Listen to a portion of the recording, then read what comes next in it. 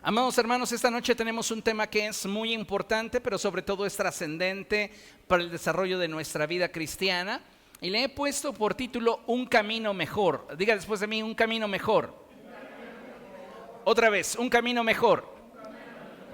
Déjeme decirle que hoy vivimos en un periodo muy importante en el desarrollo de la historia de la humanidad y a su vez considero que estamos atravesando por un periodo decisivo en el avance de la iglesia. En otras palabras, estamos en un momento donde la iglesia debe decidir si avanza o se queda donde está. ¿Cuál cree que sea nuestra mejor decisión? ¿Avanzar o quedarnos donde estamos? Donde estamos es cómodo. Donde estamos ya es conocido. Donde estamos representa nuestra área de confort y seguridad. Pero realmente lo que necesitamos entender es que Dios nos está llamando a más. Y aun cuando para nosotros el dar un paso hacia adelante en el cumplimiento del propósito de Dios pudiera representarnos un desafío, creo que vale la pena que la iglesia del siglo XXI lo abrace. Y sabe, parte de ese desafío es que la iglesia se levante como la principal promotora del mensaje del evangelio. Y necesitamos entender que nuestro propósito dado por Dios, es el de llevar la luz de Cristo a aquellos que viven en oscuridad. Todos y cada uno de nosotros tenemos familiares no creyentes. Todos y cada uno de nosotros tenemos compañeros de trabajo no creyentes. Todos y cada uno de nosotros tenemos vecinos o amistades, personas que conocemos y que no tienen una relación con Cristo. Ante esto necesitamos preguntarnos, ¿qué es lo que espera Dios que hagamos? Podemos quedarnos de brazos cruzados, podemos simplemente dejar que el tiempo pase y que el evangelio pueda llegar a esas personas a través de otros medios, no lo sabemos. Sin embargo, puedo decirle que usted y yo necesitamos atrevernos a tomar el desafío que procede de Dios y es el de llevar la luz de Cristo a aquellos que viven en oscuridad. Sin temor a equivocarme, considero que la forma en la cual la iglesia se atreva a hacer luz en medio de las tinieblas que se ciernen sobre nuestra sociedad determinará nuestro éxito o fracaso generacional. Así de tremenda es la responsabilidad que tenemos delante de Dios. Usted y yo vamos a determinar si generacionalmente nos convertimos en un éxito o somos un fracaso. ¿Qué es lo que pasa cuando una generación fracasa? Dios levanta una nueva generación. Y sabe, yo desearía que mis hijos tuvieran un legado y no como herencia un fracaso. Un legado que les proporcione ventaja, un legado que les dé herencia, un legado que les permita poder avanzar a partir del punto al cual yo pueda llegar. Y esta debería ser la visión de la iglesia, que tenemos una responsabilidad con la siguiente generación. El problema es que cuando no entendemos esto, no abrazamos el compromiso y lo que pareciera que estamos dejándole a la siguiente generación es un fracaso espiritual. Y estos fracasos no tienen que ver con qué tan grande pueda ser nuestro edificio o qué tan caros pudieran ser nuestros instrumentos, sino tiene que ver con la forma en la cual nosotros nos atrevimos a hacer luz en medio de las tinieblas. Ya el profeta Jeremías dice que las tinieblas se ciernen sobre las naciones y una densa oscuridad sobre los pueblos. Pero de usted y de mí depende que la gloria del Señor se manifieste y que la gloria de Dios pueda alumbrar a aquellos que viven en oscuridad. Recuerde que esta encomienda no surge de ninguno de nosotros, procede del corazón del Señor mismo. Y Él dijo, vayan y hagan discípulos a todas las naciones. Él dijo, vayan y prediquen el mensaje del evangelio a toda criatura. Así que si somos objetivos, si hay algo que creo que se ha perdido en la iglesia, es su capacidad de definición. A la iglesia le cuesta mucho trabajo definir qué es lo que va a hacer respecto de lo que Dios quiere que haga. Muchos de nosotros tendemos a postergar nuestras actividades cotidianas. Tal vez al inicio del día tú tienes una lista y dices, tengo 4 pendientes, pero de esos 4 puedo dejar 3 para mañana. Y entonces te evocas o te enfocas a hacer uno a la mitad. Y la realidad es que todo el potencial que tenías para poder ser y tener un día productivo se pierde por causa de nuestra definición. Generalmente, y cuando no existe esta clase de compromisos hacia las tareas, surgen imprevistos en los cuales nos justificamos para no hacer lo que teníamos que hacer. Pero cuando hay un compromiso, aun cuando surjan imprevistos, buscamos la manera de cubrir aquello que nos permita sentir o percibir que estamos avanzando. Y yo creo, amados hermanos, con toda sinceridad, que si algo se ha ido apagando en la iglesia es su definición. Pareciera de pronto que la luz de cada creyente se ha ido opacando, nos hemos ido apagando. Y esto se debe a que muchas veces le hemos permitido al mundo influir sobre nuestra forma de pensamiento, sobre nuestras emociones y nuestra conducta. ¿Sabe cuál fue el principal problema por el cual la generación del pueblo de Israel que salió de Egipto no entró a la tierra prometida? No fue por el hecho de que ellos se negaran a subir y conquistar cuando Dios se los indicó. Como consecuencia de esa desobediencia, Dios dijo, como me han desobedecido, van a estar 1 año en el desierto por cada día que han transitado en él.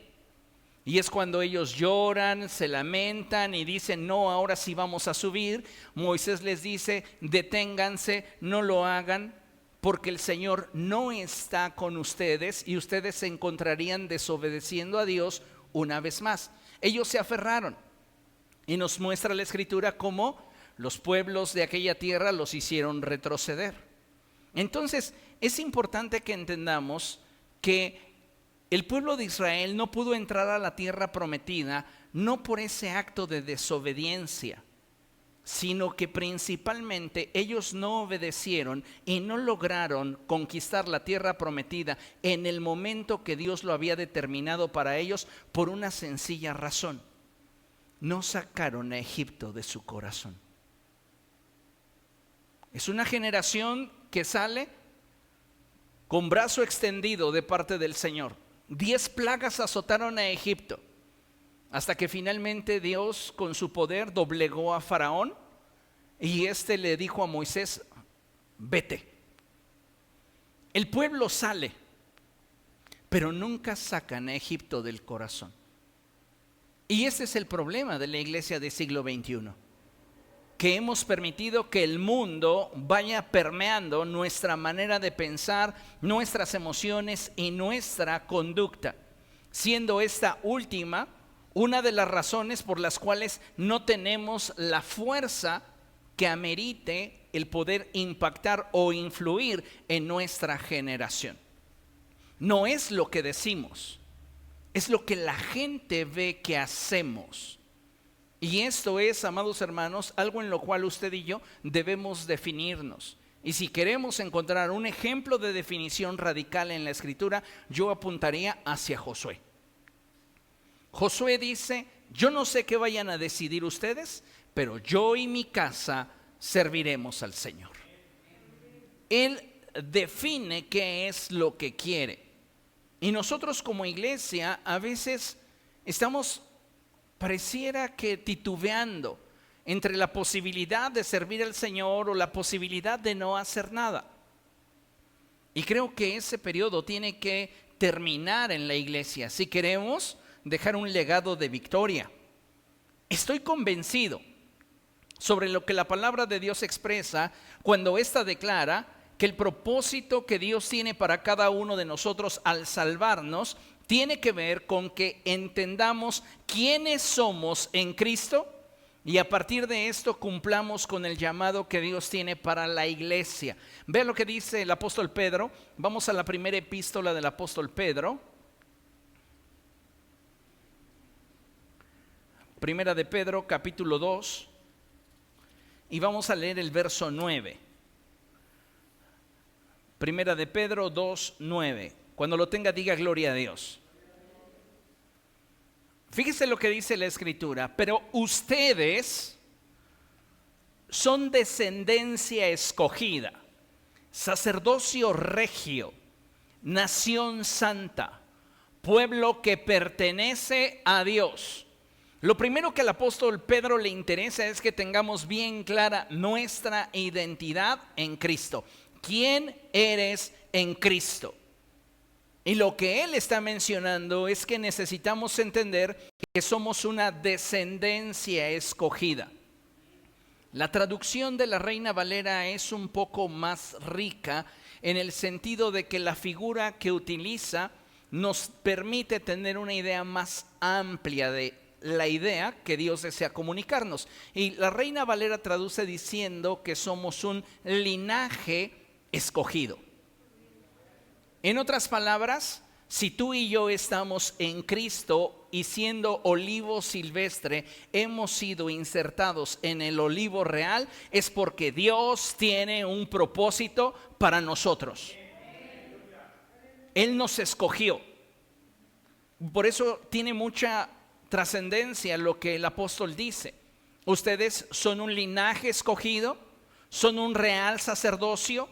Cuando la NBI traduce sacerdocio regio, habla de un sacerdocio cuya eminencia y prominencia y superioridad es evidente. Recuerde que nosotros no somos sacerdotes según el orden de Leví o según la familia aarónica. En el Antiguo Testamento, los descendientes de Leví eran los únicos que tenían autorización por Dios para poder ministrarle. Y estos eran identificados por ser descendientes del sacerdote Aarón. Nosotros no venimos a ser parte de este linaje ni de este sacerdocio. Nosotros somos sacerdotes según el orden que representa Cristo, porque Él es nuestro sumo sacerdote. Entonces, el tipo de sacerdocio que nosotros ejercemos es un sacerdocio aún más sublime que el sacerdocio levítico. Es el sacerdocio del orden de Melquisedec. Y esto, amados hermanos, tiene que ver con un nivel de profundidad y amplitud ministerial mayor. ¿Por qué? Porque el sacerdocio levítico ministraba las sombras, mientras que el sacerdocio, según el orden de Melquisedec, ministra la sustancia, la realidad. ¿Comprendemos? Recuerden que la Escritura dice que la ley es una sombra de los bienes que habrían de venir. La realidad se encuentra en Cristo. Entonces usted y yo hemos sido colocados por Dios en medio de una generación que vive en tinieblas para que cumplamos y desempeñemos un sacerdocio sublime, un sacerdocio superior. Nosotros no estamos por mediación humana ejerciendo un ministerio, sino que lo ejercemos por la pura gracia y elección divina. ¿Quién es quien nos facultó para poder ministrar a Dios? Cristo. Y a través de su Espíritu Santo es que nosotros podemos ejercer este sacerdocio regio. Somos un pueblo santo, somos un pueblo que pertenece a Dios. Una vez que usted tiene clara cuál es su identidad, entonces el apóstol apunta hacia el propósito. No podemos decir que tenemos un propósito divino si no tenemos clara nuestra identidad, porque nuestro propósito siempre estará conectado en función de nuestra identidad. No es lo que hacemos lo que define lo que somos, es lo que somos lo que define lo que hacemos. Amén. Entonces, si está claro en nosotros que somos un linaje escogido, un real sacerdocio, una nación santa, un pueblo adquirido por Dios, entonces el propósito que nos corresponde hacer desde esa posición es claro. ¿Y cuál es? Pues el propósito, dice el apóstol Pablo, que es el de proclamar las obras maravillosas de aquel que los llamó de las tinieblas a su luz admirable. En otras palabras, debes de saberte privilegiado por Dios del lugar que hoy ocupas en la presencia de Dios. Eres hijo. Y esto, amados hermanos, nos coloca en una posición de privilegio muy diferente a la que el mundo en derredor tiene. Y es bien importante que entendamos que en razón de este privilegio, Dios desea que cumplamos con el propósito que Él determinó para nosotros, su pueblo. Y es el de proclamar las obras maravillosas de aquel que nos llamó de las tinieblas a su luz admirable. ¿Por qué es importante tener presente de dónde Dios nos sacó? ¿Se lo ha preguntado? Algunos de nosotros quisiéramos borrar nuestro pasado, pero a Dios no le interesa borrar tu pasado de tu mente. Él ya lo borró en cuanto a esos actos de injusticia que en algún momento cometiste, derramó su sangre sobre de ellos y no serás juzgado más. Por eso. Pero ¿por qué no los borra de nuestra mente? Porque Dios quiere que de alguna manera tengamos presente que dentro de nuestro propósito debemos entender que está el que tú y yo podamos proclamar las obras maravillosas de aquel que nos llamó de las tinieblas. ¿Por qué apuntar nuevamente a nuestro pasado? ¿Sabes de qué te salva el recordar de dónde Cristo te sacó? Del legalismo y de la religiosidad. Cuando tú te olvidas qué es lo que a ti se te ha perdonado, qué es lo que Dios hizo por ti, te vuelves una persona orgullosa, que piensa que es perfecta por su esfuerzo personal. Pero para cumplir con el propósito de poder dar testimonio de la grandeza de Dios, Dios mismo dice en su palabra, te es necesario tener presente de dónde te saqué. ¿Para qué? Para que te mantengas humilde ante las debilidades y fragilidades de aquellos que no han sido alumbrados por la luz que ahora tú posees. ¿Comprende? Necesitamos interiorizar esta verdad, porque muchos de nosotros juzgamos a otros desde la luz que poseemos, sin darnos cuenta que muchas personas, amados hermanos, viven como viven porque no saben que hay una opción mejor de vida, porque no saben que hay un camino mejor para ellos. Y muchos de nosotros actuamos como Simón, aquel que invitó a Jesús a su casa. Cuando llegó la mujer pecadora, ¿qué dijo de ella? Es más, menospreció al Señor mismo. Si este fuese profeta, sabría qué clase de mujer es ella, una pecadora. Él creía que la luz que poseía le daba el derecho de juzgar la vida de otros. Pero debemos de tener cuidado y entender que es nuestra responsabilidad poder comunicar el propósito de Dios, poder hablarle a la gente de que hay una oportunidad para ellos en Cristo, sin que nosotros nos coloquemos en una posición de jueces que pudiera generar en ellos una concepción o una idea equivocada de Dios y su evangelio. Esto es importante porque nosotros somos los que estamos representando a Dios ante el mundo. Necesitamos entonces entender esta verdad. ¿Quién soy en Cristo y a qué me ha llamado el Señor? Es importante que tengamos presente que en una gran cantidad de veces muchas personas viven en una esclavitud espiritual debido a que ignoran que Dios ha abierto un camino mejor para sus vidas. En otras palabras, muchas personas hoy día viven en tinieblas porque aún no conocen la luz. Para muchas personas el vivir de acuerdo a la forma en la cual el mundo vive es de lo más común. Es común vivir en una familia donde hay violencia, donde hay insultos, donde hay manipulación, donde hay humillaciones. Es común para ellos buscar la manera de sacar ventaja de las personas con las que se relacionan. Pero el que algo sea común no significa que sea normal. El problema es que lo hemos normalizado. ¿Por qué? Porque el mundo lo ve como algo normal. Y la gente se introduce a una espiral de degradación que muchas veces, amados hermanos, comienza a generar en ellos degradación. Y por esta razón es que nosotros, como hijos de Dios, tenemos la responsabilidad de enseñarles el camino mejor. Mire, en la imagen vemos a un ciego guiando a otro ciego.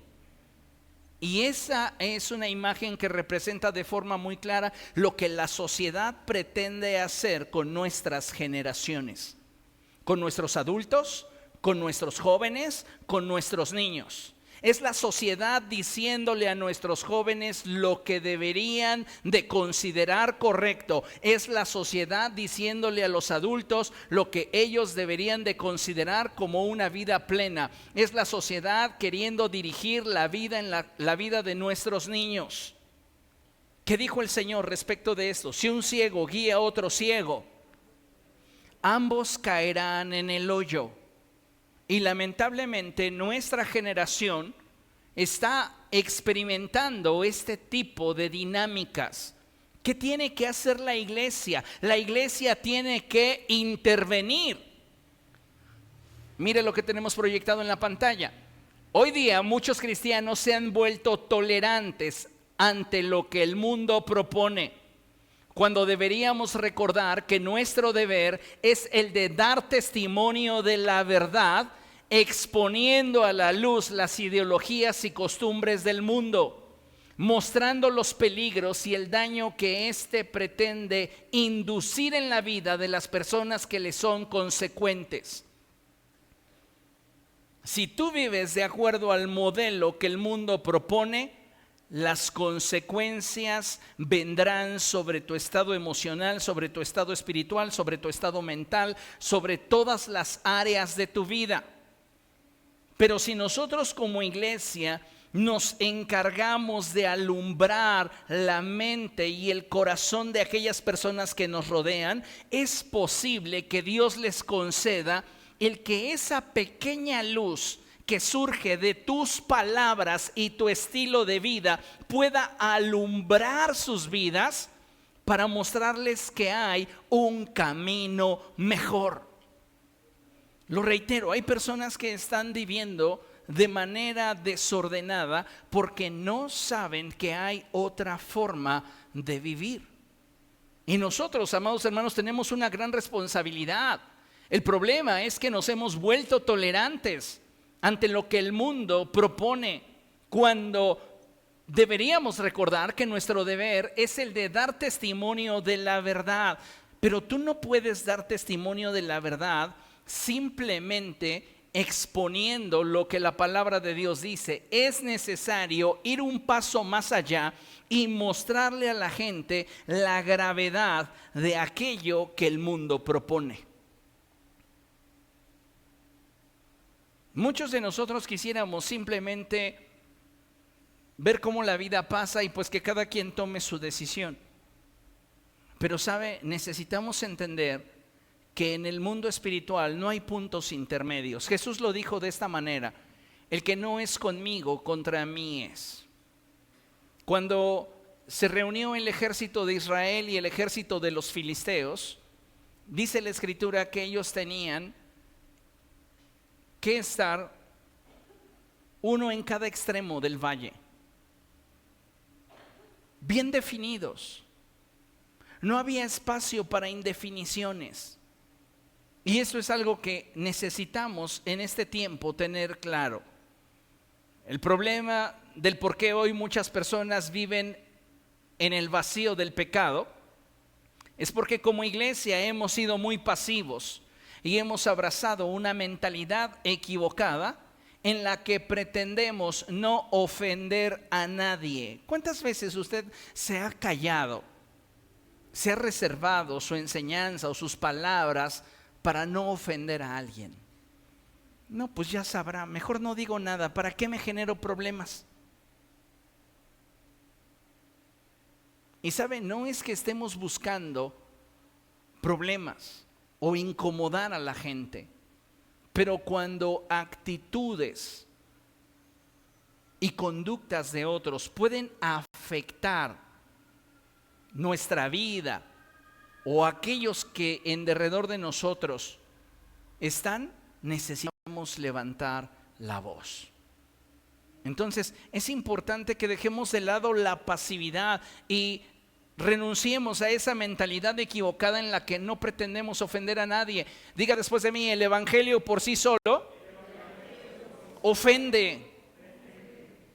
El evangelio por sí solo ofende, no necesita estar en tus labios. Recordemos la historia. La palabra de Dios en los labios del profeta Miqueas era ofensiva. La palabra de Dios en los labios del profeta Juan el Bautista era ofensiva. Las palabras de Dios en los labios de Jesús era ofensiva. La palabra de Dios en los labios de Pablo era ofensiva. ¿Por qué? Porque cuando tú estás en tinieblas y de pronto se prende una luz frente a ti, tus sentidos se ven agredidos por causa de esta exposición. Y es lo que pasa en el mundo espiritual. Cuando tú les presentas la verdad, cuando tú los confrontas con su conducta, cuando tú les muestras que la manera en la cual están viviendo o la forma en la cual piensan no es la correcta de acuerdo a lo que la palabra de Dios enseña, ellos se van a ofender. Y nosotros no deberíamos de detenernos por causa de que estos se pudieran ofender. ¿Por qué? Porque cuando nosotros callamos, amados hermanos, pareciera de pronto que de forma indirecta estamos solapando ciertas formas de pensamiento y conductas que no solamente van a afectar a aquellos que las practican, sino a aquellos sobre los cuales estos influyen. Y si nosotros abrazamos la pasividad, entonces no estamos cumpliendo con el propósito para el cual Cristo nos dotó de una identidad. Eres un linaje escogido, eres un real sacerdocio, eres una nación santa, eres un pueblo adquirido por Dios, tienes un propósito. Recordar de dónde Dios te sacó y hablarle a la gente de aquello que Dios ha hecho para que ellos tengan una vida mejor. Pero muchas veces preferimos callarnos. Por ejemplo, en esta temporada del año, en nuestro país se acostumbra y se promueve el culto a los muertos, lo cual va más allá de simplemente recordar a nuestros seres queridos que en algún momento dejaron su huella indeleble en nuestra vida. Recordar a los familiares que en algún momento fueron parte de nuestra vida y que hoy ya no están con nosotros, no tiene nada de pecaminoso. El problema está en la forma en la cual la sociedad te presenta la manera correcta, según ellos, de recordarles.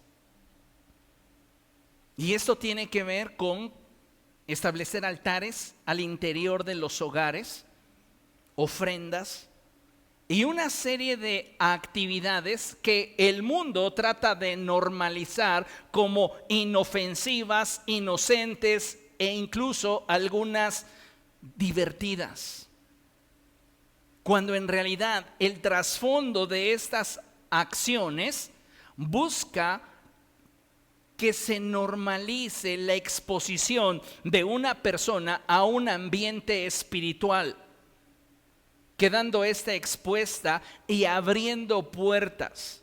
¿Para qué? Para influencias espirituales demoníacas.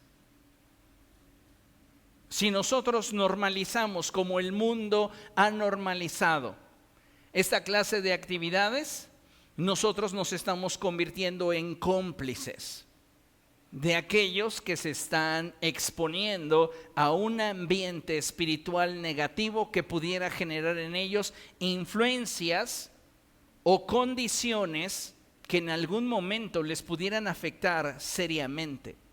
Por esta razón es que necesitamos ser luz y armarnos de valor para hacerlo. La sociedad va a decir que la iglesia de Jesucristo, usted y yo, somos un montón de fanáticos, que los cristianos estamos locos. Pero considero que es de suma importancia el que nosotros como pueblo de Dios marquemos la diferencia y nos apeguemos más y más al modelo bíblico que nos permita darles a conocer a muchos una nueva manera de interpretar la vida. Nosotros no celebramos la muerte, celebramos la vida. Y tenemos la posibilidad y la oportunidad en estas fechas de poder compartirle a la gente la esperanza que ofrece el Evangelio. Pero necesitamos atrevernos a hablar, necesitamos atrevernos a exponer la palabra de Dios que mora y vive en nosotros. Vean lo que dice la Escritura, Efesios capítulo 5. Verso 11. Cuando lo tenga, diga gloria a Dios. Efesios capítulo 5, verso 11. Amén.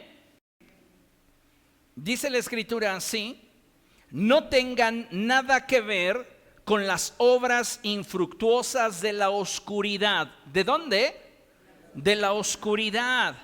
Sino más bien denúncienlas. El denunciar las obras infructuosas de la oscuridad va a producir incomodidad en la gente. Pero necesitamos nosotros entender que para esto fuimos rescatados por Dios.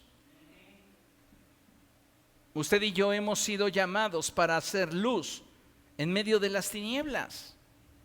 Es verdad que al anunciar aquello que la sociedad ha normalizado y que nosotros sabemos que es contrario a lo que Dios enseña en su palabra, nos ganaremos cierto grado de rechazo por parte de la gente que no conoce a Dios.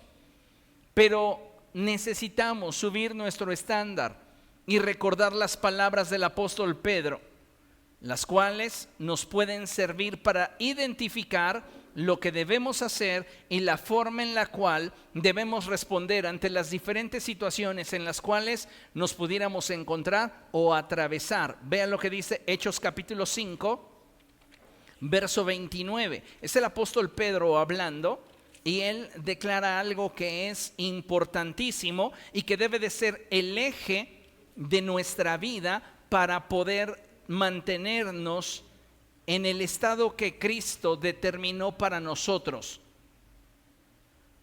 Hechos capítulo 5, verso 29.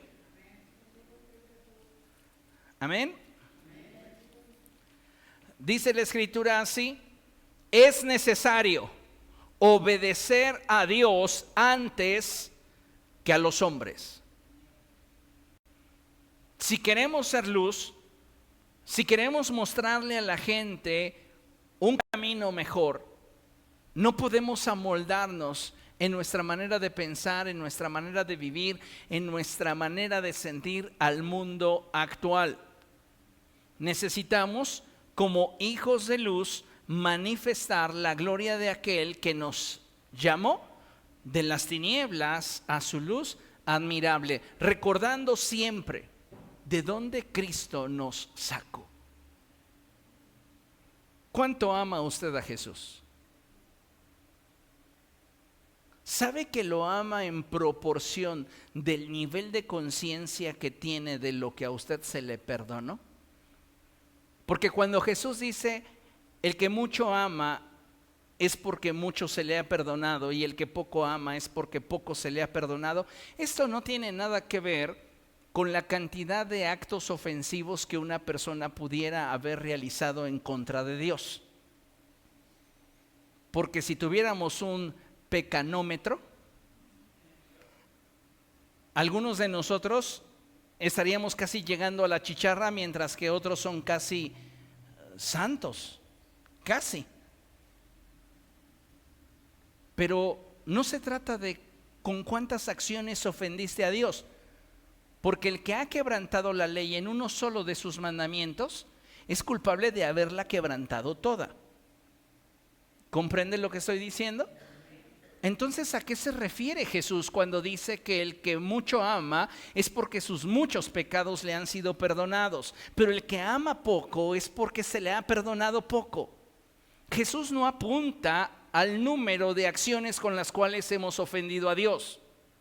El Señor Jesucristo apunta a nuestro nivel de conciencia que tenemos de todo lo que nos ha sido perdonado. Y es que esto a la gente se le suele olvidar. Y cuando nosotros comenzamos a desviarnos de la gracia, nos abrazamos a la religión y al legalismo. Y desde esa posición comenzamos a juzgar a todos de acuerdo a la luz que creemos tener. Es como el fariseo. Dice el Señor Jesucristo que había un fariseo y había un fariseo y un publicano. El fariseo oraba de esta manera: oh Dios, gracias, porque yo no soy como este publicano. Mientras que el publicano ni siquiera se atrevía a levantar su mirada al cielo y le decía: Dios, perdóname. Jesús le dice a la gente de su tiempo, y nos deja registro en la Escritura, de que ese hombre publicano volvió a su casa justificado, mientras que el fariseo no. ¿Qué hacía la diferencia? Nuestro nivel de conciencia. Que la luz de la cual hemos participado en el Señor nos permita tener un mayor nivel de conciencia de aquello que el Señor nos ha perdonado. ¿Para qué? Para que con humildad, con mansedumbre, podamos compartir las buenas nuevas del Señor y mostrarle a aquellos que viven aún en tinieblas un camino mejor para sus vidas. Nadie va a ser salvo a bibliazos. Entiéndalo. Nadie va a ser salvo a bibliazos. Al contrario, cada vez que nosotros agredimos, y quiero separarlo de ofender, porque el evangelio por sí solo ofende, pero algunos cristianos utilizan el mensaje del evangelio para agredir. Cuando tú agredes a una persona con el mensaje del evangelio, la pierdes. Porque esa persona, por efecto natural, va a levantar barreras que le impidan continuar escuchándote.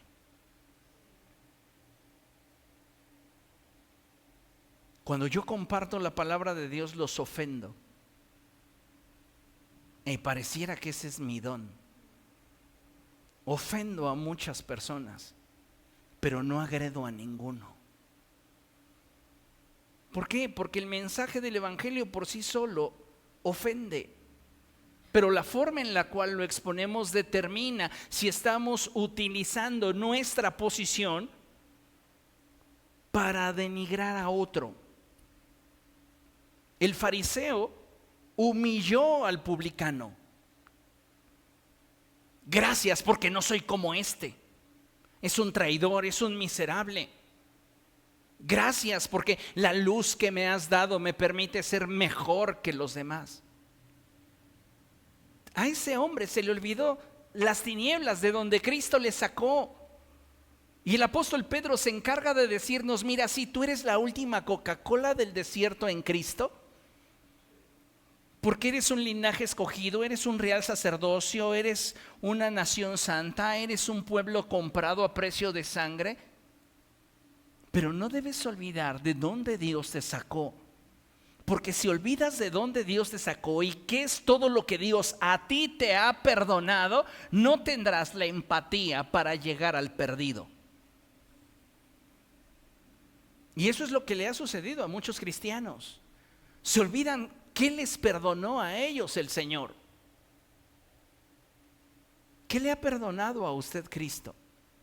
¿De qué tiene conciencia que Dios le ha perdonado? Las personas que tienen un mayor nivel de conciencia de todo lo que Cristo les ha perdonado, lo puedo decir sin temor a equivocarme, suelen ser las personas más humildes ante el Señor y por consecuencia ante sus semejantes. Pero quienes no tienen conciencia de lo que el Señor les ha perdonado, son las que se valen de su poquito de luz para tratar de juzgar a otros según su propia medida. Para el fariseo, el publicano no tenía su nivel, no era tan espiritual como él. Es más, yo les podría asegurar que él podría haber dicho: y te doy gracias porque yo sí sé orar, no como este. La diferencia es que ese hombre clamaba desde el fondo de su corazón, pidiendo misericordia, mientras que el otro alardeaba de lo que en su capacidad había adquirido. Necesitamos darnos cuenta, amados hermanos, que para hacer luz, para dar testimonio y llevar a otros a un nivel de conocimiento que les permita experimentar un mejor camino, necesitamos ser empáticos y poder ministrar el mensaje del evangelio, que ya de por sí ofende, con humildad y mansedumbre, sin callarnos, sin ser pasivos, sin ser indiferentes. Imagínese usted por un momento que de repente comenzáramos a escuchar una alarma y que pasara Protección Civil diciendo: desalojen el edificio, por favor, porque la casa de al lado se está quemando. Y salimos nosotros todos en orden y tranquilos y comenzamos a ver que la casa de al lado está en llamas. Y usted conoce a las personas que viven al lado. Es más, tiene un vínculo con esas personas. Usted tendría esta actitud pasiva de decir: ya pasan de las 8, no les quiero ser imprudente, mejor esperaré a ver si sobreviven. ¿Tomaría esa actitud? Si son personas que para usted representan o significan algo, a usted no le interesaría que hubieran unos cordones que dijeran prohibido el paso. Usted sería impertinente, intentaría incluso pasar esas bandas para poder llegar al objetivo y salvar a aquellos que están en peligro. Pero hoy no lo hacemos con las personas que conocemos, con nuestros familiares que se pierden, con nuestros hijos. ¿Cuántos padres están siendo indiferentes ante la formación espiritual de sus hijos? Ay, pues ya es mayor de edad, ya debe de tomar sus propias decisiones. Yo no siempre voy a elegir por él y tiene que aprender. ¿Dónde está tu legado? ¿De qué te sirvió a ti darte tantos tropezones y topes si no puedes darle un legado? No estamos siendo de ventaja a nuestros hijos. Si yo al final lo voy a dejar elegir lo que él quiera y no voy a tratar de guiarlo hacia un camino mejor, yo no estoy cumpliendo con el propósito por el cual Cristo me salvó. Y estoy permitiendo que entonces el mundo ejerza su influencia de una forma mucho más sutil en la vida de aquellos que me rodean. Mire lo siguiente: esa mano que mueve los hilos es la sociedad, es el mundo. Y a muchos que viven en tinieblas les están marcando el ritmo. ¿Cuál es la labor de la iglesia? Ir y cortar esos hilos. Ir y alumbrar con el mensaje de la verdad para que esa persona pueda darse cuenta que hay una vida mejor, que hay un camino mejor. ¿Comprende lo que le estoy diciendo? Al mundo no le gusta que la iglesia alumbre sus tinieblas. ¿Qué leímos hace un momento en Efesios? No participen de las obras infructuosas de la oscuridad, antes bien, denúncienlas. A mí me gusta más la traducción de la Nueva Versión Internacional, denúncienlas, que la traducción de la Reina Valera, que dice reprendedlas. Muchos cristianos se quedaron con eso, con reprenderlo. Pero es más eficaz denunciarlo. Es decir, corre la voz de que lo que el mundo está proponiendo como algo normal, no lo es. Corre la voz de que el estilo de vida que el mundo propone como ideal, no lo es. Entonces, al mundo no le va a gustar que la iglesia alumbre sus tinieblas, porque en ellas tiene la capacidad de influir y mantener cautiva a mucha gente que vive sin el conocimiento de Dios e ignoran lo que la Biblia enseña.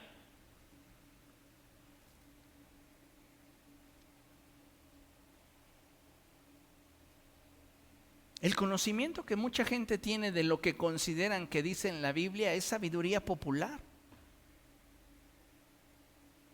Al que madruga,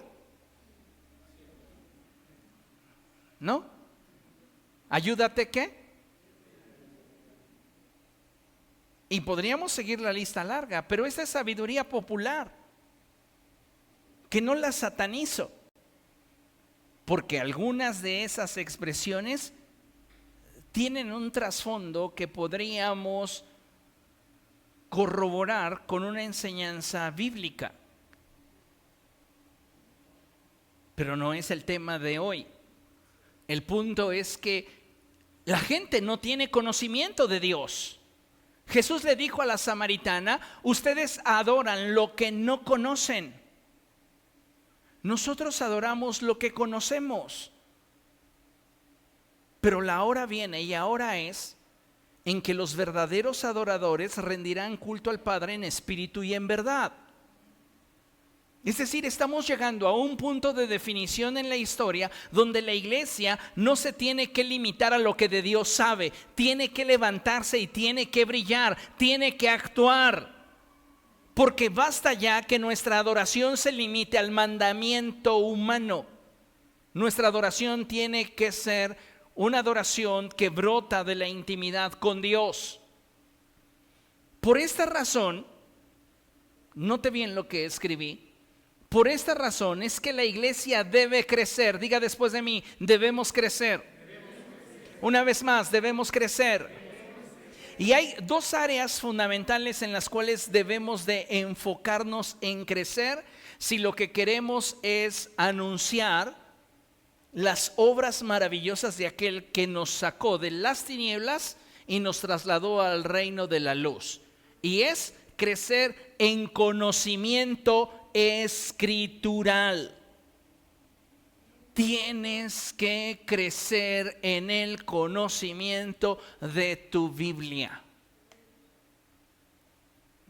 Ay, pastor, pero a mí no me interesa mucho conocer todo lo que la Biblia dice, sino solo aquello que yo puedo entender. Ocúpese de llenar su corazón de la palabra de Dios, que mientras más palabra de Dios haya en usted, usted es candidato a recibir más revelación. La revelación, escuchen bien esto, jóvenes, no se le da a quien no conoce la palabra. La revelación viene a aquellos que conocen la palabra. ¿Para qué? Para profundizar. ¿De dónde surgen las herejías? De conocimiento carente y deficiente, y de una interpretación aislada que confundimos con revelación. De allí surgen las herejías.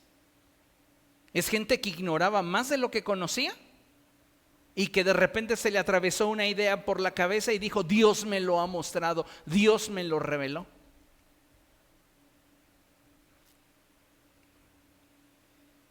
¿Qué necesitamos? Si queremos ser luz, como iglesia necesitamos crecer en conocimiento escritural. ¿Por dónde comienzo, pastor? Apréndase los libros de la Biblia en orden. ¿Qué sigue después de Malaquías? Génesis, Éxodo, Levítico. No, ya debe de sabérselo. Mateo. Y después de Apocalipsis.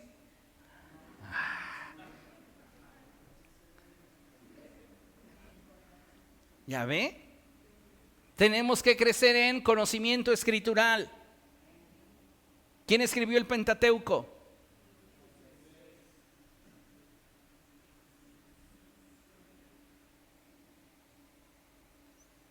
Necesitamos conocer más la Escritura. ¿Todos los salmos son de David?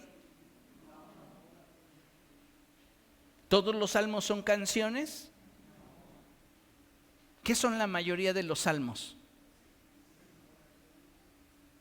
Oraciones.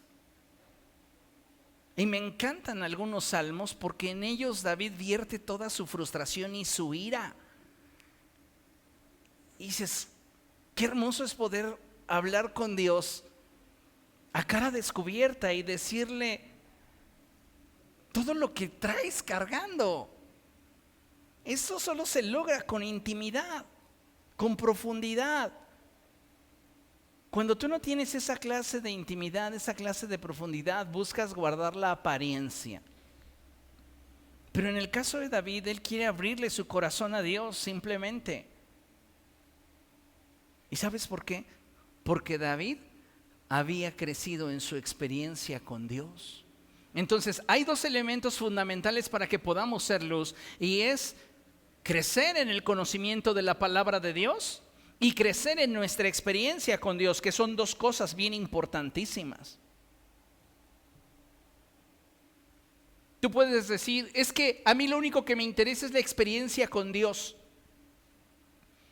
Te pregunto, y con temor de Dios lo hago, ¿y cómo sabes que no está haciendo con demonios?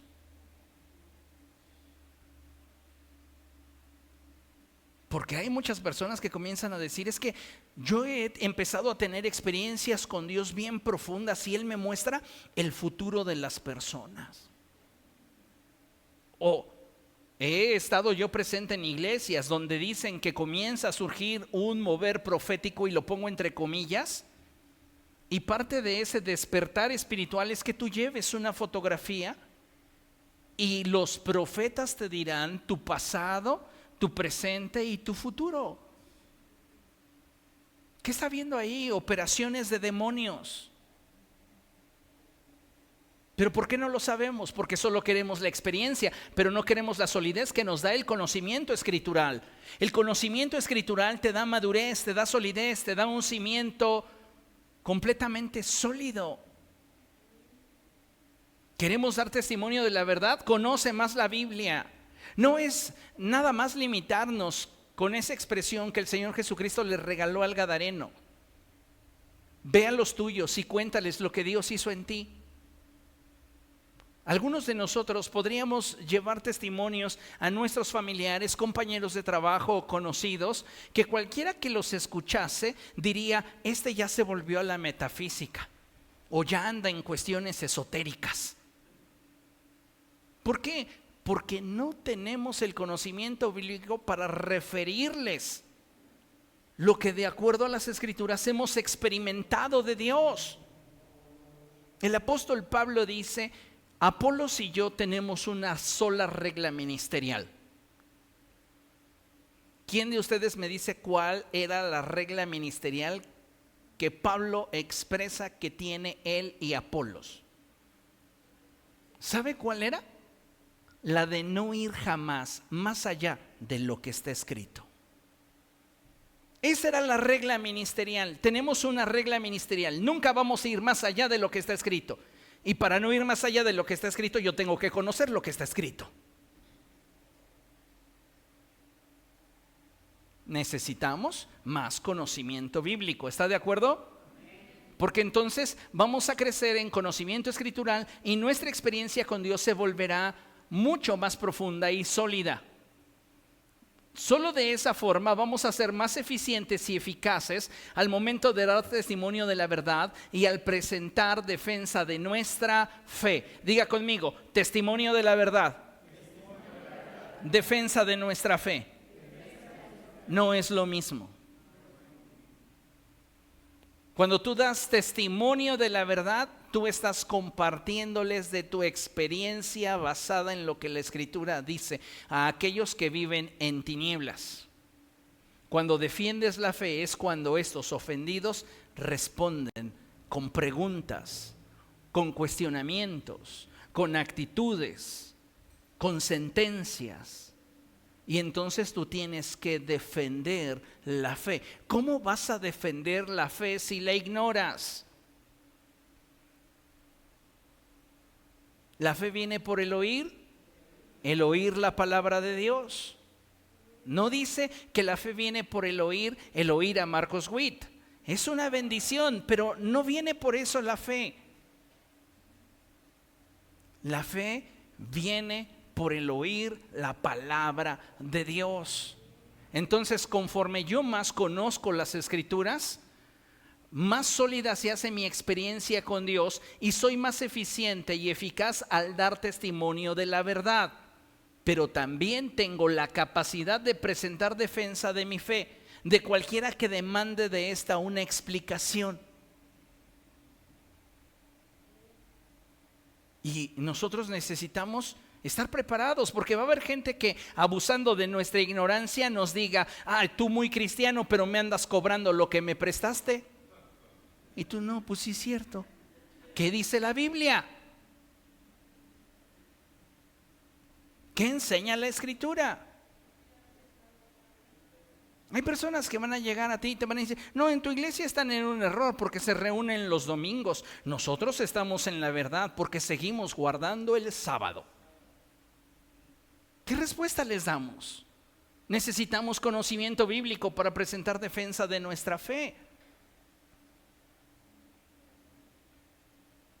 Cuando el apóstol Pablo comienza a dar su testimonio ante el Félix, él referencia las Escrituras y lo hace de una manera tan magistral que le comenta a este y le dice: yo sé que usted está familiarizado con todos los asuntos de la ley y los profetas. ¿Qué le está diciendo?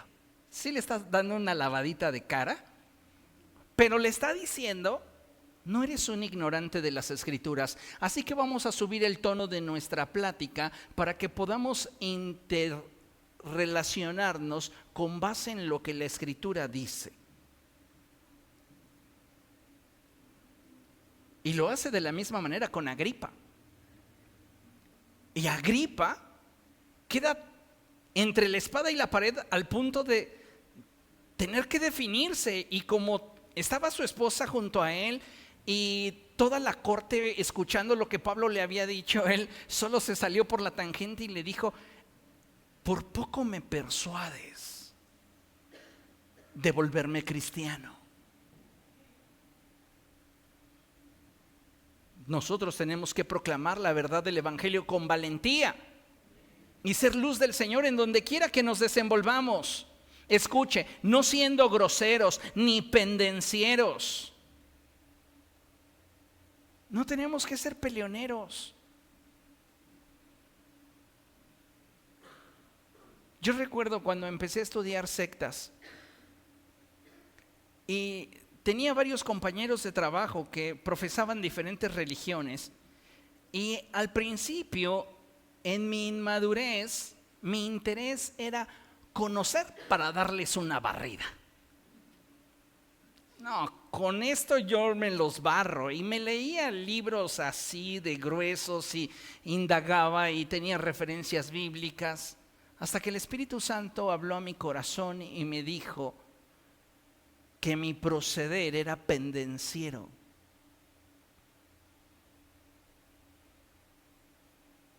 Y entonces tuve que recordar de dónde Dios me había sacado y aprender a tener humildad y mansedumbre para poder compartir la verdad sin comprometer la esencia del mensaje. Los voy a ofender, pero no los voy a agredir. ¿Por qué? Porque la luz lastima. ¿Le ha pasado alguna vez que usted quizá olvidó poner su despertador y ya es mediodía y de repente entra alguien a su habitación y le abre las cortinas o le prende la luz y usted de repente está todo lampareado? Eso le pasa a la gente cuando la verdad del evangelio les es presentada y mira lo que dice la Biblia. Les lastima, les ofende, pero que no perciban que de parte nuestra hay una agresión. Porque cuando nosotros prejuzgamos su estilo de vida, haciéndolos sentir malas personas, los perdemos. No es que los hagamos sentir malas personas, ni vamos a buscar hacerlos sentir buenas personas. No, tú estás bien, tú no te preocupes, esas son debilidades que todos tienen. No, lo que queremos es alumbrar. Lo que queremos es compartirles que hay un camino mejor. Los voy a ofender, pero no los voy a agredir. Y voy a buscar que mi exposición de la verdad sea de tal manera sazonada que no sea desagradable al oyente. ¿Comprende? ¿Qué enseñaba el Señor Jesucristo? Mateo capítulo 5. Este pasaje nos lo debemos saber todos de memoria. Mateo capítulo 5, versos del 13 en adelante.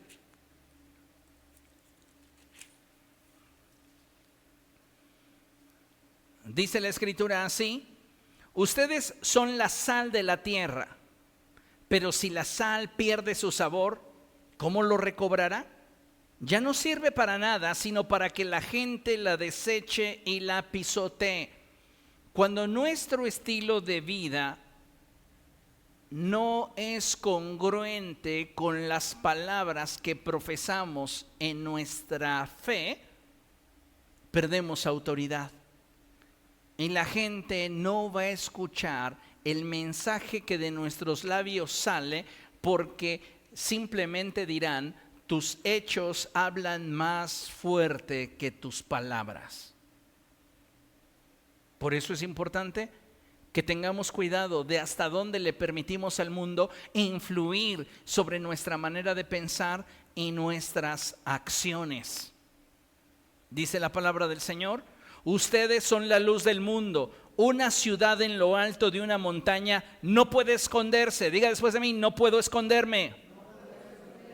Tampoco se enciende una lámpara para cubrirla con una vasija, por el contrario se pone en el candelero para que alumbre a todos los que están en la casa. Lea conmigo el 16. Hagan brillar su luz delante de todos, para que ellos puedan ver las buenas obras de ustedes y alaben a su Padre que está en los cielos. ¿Cuándo una persona que vive en tinieblas podrá alabar a Dios que está en el cielo? Cuando nosotros somos capaces de alumbrarle. Y esa luz le permite conocer a Dios. Si nosotros no estamos alumbrándoles, va a ser muy difícil que ellos terminen glorificando a Dios. Vea qué dice la Escritura en 2 Timoteo capítulo 2, segunda epístola del apóstol Pablo a Timoteo, capítulo 2, versos 25 y 26. Escuche esto, y si puede subrayarlo en su Biblia, subráyelo. ¿Lo tiene? Así, humildemente debe corregir a los adversarios, con la esperanza de que Dios les conceda el arrepentimiento para conocer la verdad, de modo que se despierten y escapen de la trampa en que el diablo los tiene cautivos, sumisos a su voluntad. ¿Cómo Satanás ha logrado mover los hilos de muchas personas que viven en tinieblas? Sembrando en ellos ideas. ideas que el mundo tiene normalizadas, pero que la iglesia debe de levantar la voz para denunciarlas. La iglesia tiene que levantar la voz para hablar la verdad. La iglesia debe levantar la voz para alumbrar. Amén. Mire, en la imagen tenemos a un hombre ante una decisión crucial para su destino. El Señor dice en su palabra: He aquí pongo el camino de la vida y el camino de la muerte frente a ti. Elige el camino de la vida para que te vaya bien. Y, amados hermanos, nosotros somos esa voz de Dios diciéndole a la gente que está en tinieblas: elige la vida para que te vaya bien.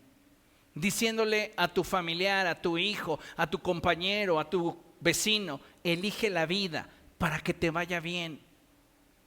Ninguno de nosotros sabe las guerras que puede estar atravesando nuestro compañero de trabajo, nuestro vecino, nuestro conocido, nuestro familiar.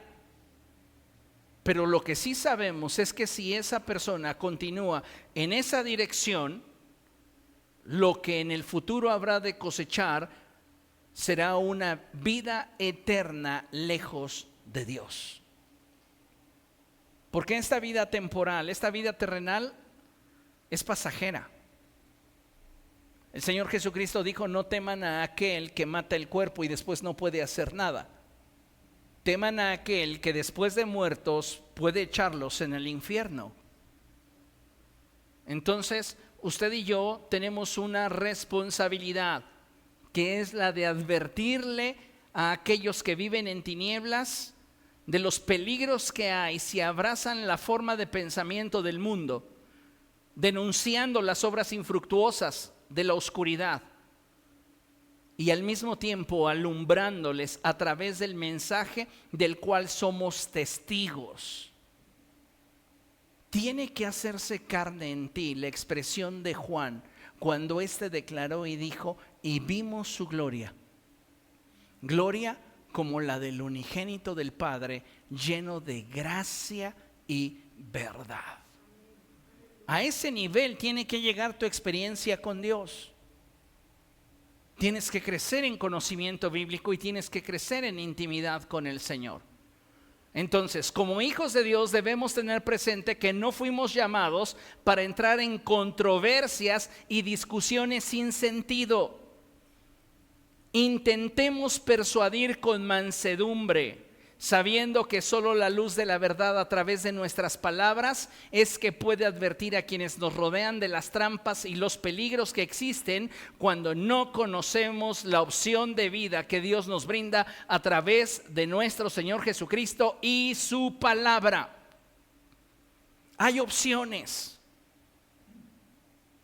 Un ejemplo viene a mi mente, la expresión del apóstol Pablo a los Efesios, cuando él dice: no se embriaguen con vino, en el cual hay disolución. Hay una opción en el camino de Dios: sean llenos del Espíritu del Señor. Pero si estamos inmersos en las tinieblas y no hemos tenido el conocimiento bíblico ni la experiencia con Dios, ¿cómo le decimos a esas personas que viven en la oscuridad y se desenvuelven en la oscuridad que hay una alternativa de vida para ellos? Vean lo que dice la Escritura. Vamos a Ezequiel capítulo 33, libro del profeta Ezequiel, capítulo 33, versos del 6 al 8.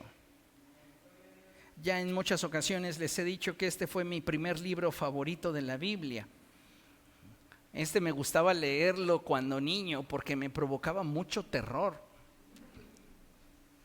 Y es que, por ejemplo, en el capítulo 18, Ezequiel 18, donde habla sobre la responsabilidad personal respecto de la justicia de Dios y el castigo de Dios sobre el pecado, pues está severo. Y en el capítulo 33 del libro de Ezequiel nos habla sobre nuestra responsabilidad como centinelas. La Reina Valera versión 60 traduce atalayas. Y vean lo que la Escritura dice. Ezequiel 33 verso 6. Ahora bien, si el centinela, que es la iglesia, ve venir la espada, ve venir el peligro que está solapando la sociedad, que está tratando de normalizar el mundo, y la iglesia no lo advierte, no toca la trompeta para prevenir a aquellos que le rodean, y viene la espada y mata a alguien, esa persona perecerá por su maldad. De ahí no hay más. Pero a la iglesia le pediré cuentas de esa muerte. ¿Te habías puesto a pensar que hay personas que solo tú, permíteme la expresión sin que esto se escuche religioso, que solo tú puedes salvar? O sea, el que los va a salvar es Cristo. Pero solo nosotros tenemos la conexión, la influencia sobre esa persona para hacerles llegar el mensaje del evangelio.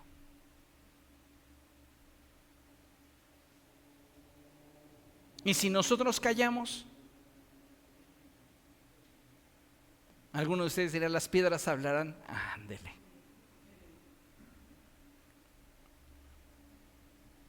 Necesitamos, amados hermanos, despertar a esta realidad. Vea lo que dice la Escritura. Hijo de hombre, a ti te he puesto como centinela del pueblo de Israel. Por tanto, cuando oigas mi palabra, adviértele de mi parte. Cuando yo diga al malvado, vas a morir, y tú no le hables para advertir al malvado de su mala conducta, ese malvado morirá por causa de su pecado, pero yo te pediré cuentas de su muerte. Verso 9, en cambio, si tú adviertes al malvado que cambie su mala conducta y no lo hace, él morirá por causa de su pecado, pero tú habrás salvado tu vida. La iglesia tiene que predicar el mensaje de Jesús. Que no nos suceda, amados hermanos, que en aquel día, cuando Dios juzgue todas las almas, hayan personas que, habiéndonos conocido en esta vida, digan: Dios, nunca supe que había un camino mejor. Nunca supe. Y era tu compañero de trabajo, era tu vecino, era tu conocido, era tu familiar, y nunca supo. Porque dimos por hecho que alguien le habría de predicar el evangelio, y no nos dimos cuenta que éramos nosotros los encargados de alumbrar esas vidas. Usted y yo tenemos una responsabilidad, y la responsabilidad, amados hermanos, no se limita a simplemente orar por la salvación de las almas. Entienda esto, a veces limitamos nuestro trabajo evangelístico creyendo que lo único que tenemos que hacer es orar. Sí, es muy importante que todo lo que hagamos lo respaldemos en oración, pero para que la oración produzca los resultados que Dios desea darnos, se requiere de acción.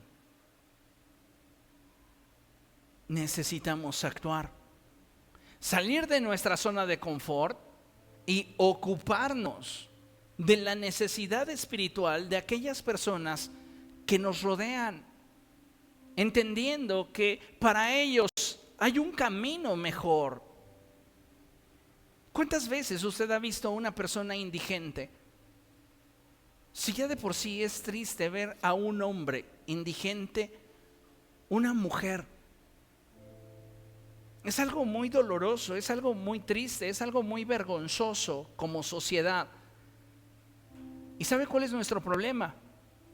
Que como el sacerdote, los vemos y nos pasamos de largo. Como el levita, los vemos y nos pasamos de largo. Porque nuestra religiosidad, nuestro legalismo no nos permite ponernos a su nivel. Deberíamos un día rasgarnos nuestros vestidos sacrosantos, recordar de dónde Dios nos sacó, qué es lo que a nosotros Dios nos perdonó, y dejar de prejuzgar creyendo a este sí, a este no. Llevemos el mensaje de Jesús y mostrémosle a la gente, tanto los que están en condición de calle, como aquellos que están en hospitales, como aquellos que están en cárceles, como aquellos que tenemos a nuestro lado en un día de jornada laboral, que hay un mejor camino. Y ese mejor camino es Cristo.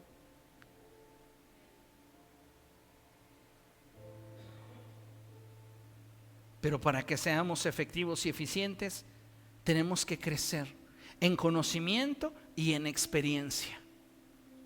No olvidar de dónde Dios nos sacó, ni olvidar todo lo que Dios nos ha perdonado, para entonces tener empatía hacia las necesidades de aquellos que podamos ministrar.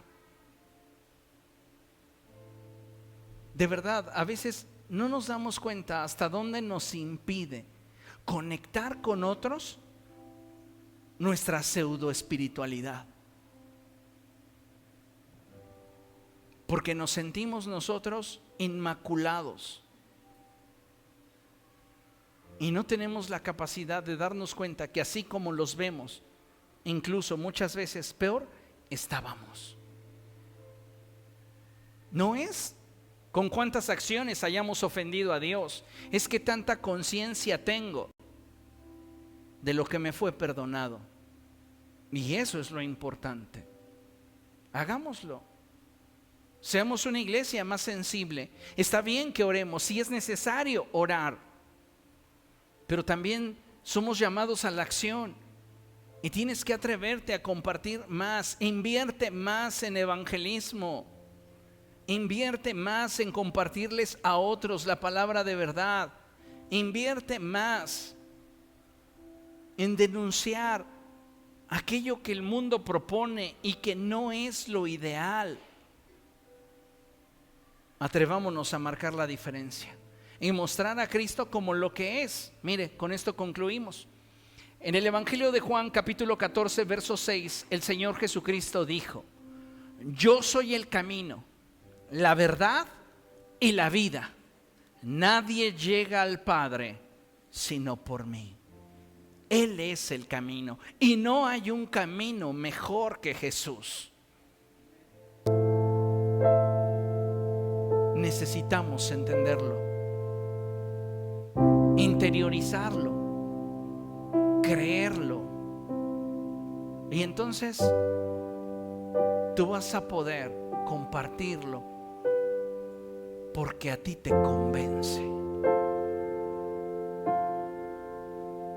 Si a ti no te convence, ni siquiera lo vas a querer ofrecer. Pero cuando a ti te convence, entonces sabes que vale la pena. Amén. Póngase de pie y vamos a dar gracias al Señor. Padre, en el nombre de Jesús, estamos como iglesia delante de ti y queremos decirte gracias. Gracias por la palabra que hoy nos has regalado, por darnos, Señor, como iglesia, la visión del propósito que tú has determinado para nosotros. Hoy sabemos que somos tu pueblo, que hemos sido escogidos por ti y que nos has llamado de las tinieblas a tu luz, con el propósito de dar testimonio de tu grandeza. Hoy te pido, Señor, que despiertes nuestro espíritu a ti. Despiértanos hacia tu presencia y ayúdanos para cada día, Señor, con diligencia buscar conocerte más y profundizar más en aquello que tú tienes reservado para nosotros los que te amamos. Gracias, Señor, porque nos has salvado.